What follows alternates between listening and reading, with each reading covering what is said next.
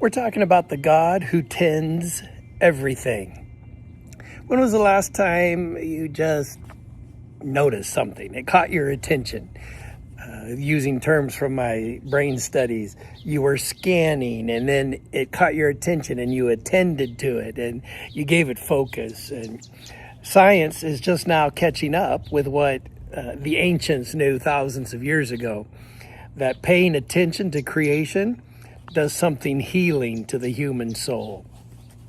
Today, I want you to hear with me words about nature, kind of a nature walk with God, so to speak, from Psalm 104. I'm not going to read the psalm, but I'm going to mention words in the verses in relationship to creation. Verse 2, he stretches out the heavens. Verse 5, he set the earth on its foundations. Verse 6, waters stood above the mountains. So now we got heavens, earth, mountains. Verse 8, valleys.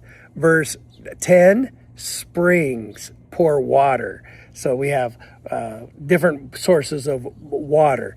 They give water to all the beasts of the field. Verse 11, the wild donkeys quench their thirst.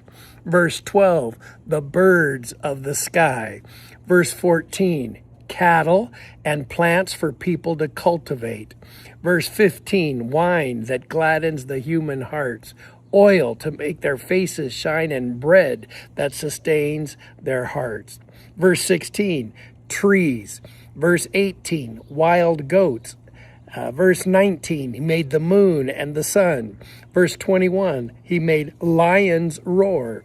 Verse 24, earth is full of your creatures. Verse 25, the sea, vast and spacious, teeming with creatures beyond number, living things both large and small. And verse 26, the famous line, and Leviathan. We are not taking a theological tour through Psalm 104. It's like a nature walk with God. And awe researcher Dagner Keltner tells us that he spent years studying at UC Berkeley what he calls awe, that feeling of being in the presence of something vast. Here's the science that I want you to hear today in relationship to all those creation, natural, God-designed, God-tended things in Psalm 104. When you experience nature personally, it measurably reduces inflammation. It measurably lowers cortisol and quiets the default mode network in the brain. It's the part of the brain that keeps us ruminating and self-focused. So the psalmist didn't have an MRI, an fMRI, but the psalmist knew that getting the self smaller and being in wonder at the vastness of the universe is good for our soul. My mom used to have me sing all the time when I was 9, 10, 12, somewhere in there, for several years when we'd travel and shared the ministry. How big is God, how big and wide his vast domain.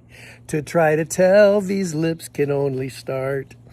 To know that my mom already had a sense that the human being does best when you understand and experience the vastness of God's creation and you experience it. The attention restoration theory by Rachel and Stephen Kaplan. The attention restoration theory, restoring our attention.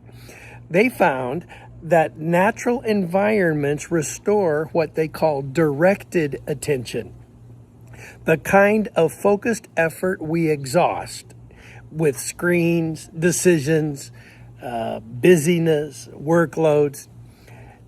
That's kind of like attention fatigue, attention depletion.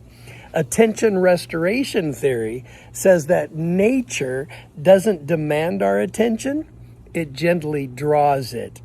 Right? These bougainvillea over my left shoulder doesn't demand that I look at them, but it invites me to look. And as I mentioned yesterday, early in the mornings, last few days, hummingbird has just come and looked at us, and it's like nothing demands that I look at the hummingbird, but it draws my attention. So when you think about attention restoration theory, Kaplan and Kaplan, you see that Psalm 104 is essentially an ancient attention restoration practice. Psalm 104 is bringing our attention back under control. So when we slow down to notice a bird, the moon, rain, stars, our parasympathetic nervous system activates. The way I memorized the sympathetic nervous system and the parasympathetic nervous system is the sympathetic nervous system starts with an S, sympathetic, and I just attached to that sorry. It's not a sorry system, God made it, but you don't want to be in your sympathetic nervous system very often. That's for emergencies.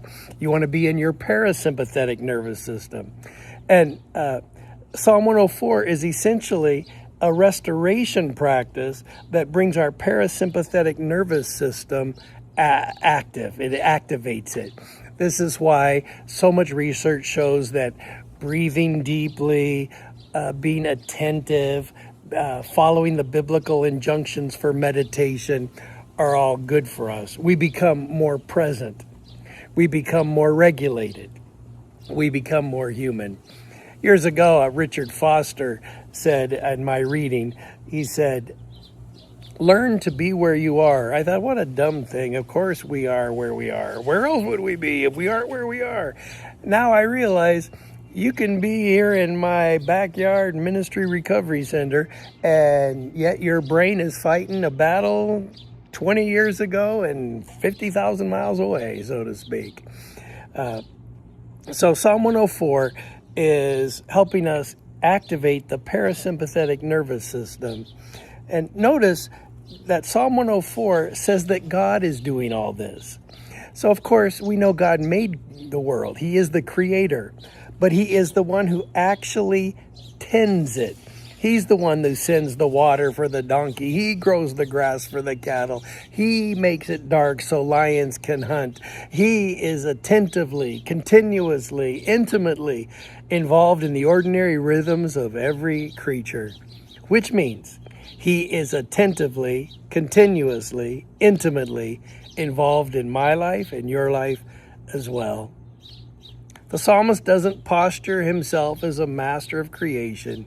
He positions himself as one of the creatures on the earth, all dependent, all tended, all held by God. There's profound relief in that. You are not the manager of the universe. You are a creature, beloved, tended,